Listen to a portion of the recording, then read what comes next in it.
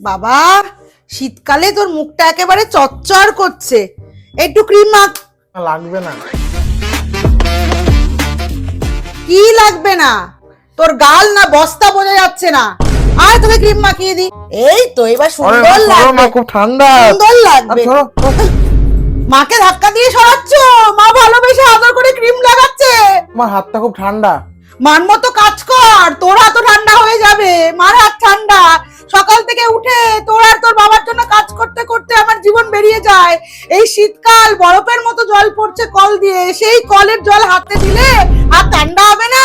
ভালোবেসে ক্রিম লাগাতে এসেছি, বলছিস মার হাত ঠান্ডা। আমি আর তোদের জন্য কোনো কাজ করতে পারবো না। তোরা যা পারিস কর, নিজের মতো খেয়ে নে। আমি রান্না করতে পারবো না। কি ঠান্ডা হাত নিয়ে আমার কষ্ট হয় না? সেবেলা তো বুঝিস না, সকাল থেকে উঠে মার মতো কাজ কর, বুঝবি আর গরম থাকে কিনা। আমার আর দরকার নেই, আমি করে ক্রিম লাগাতে এসেছিলাম।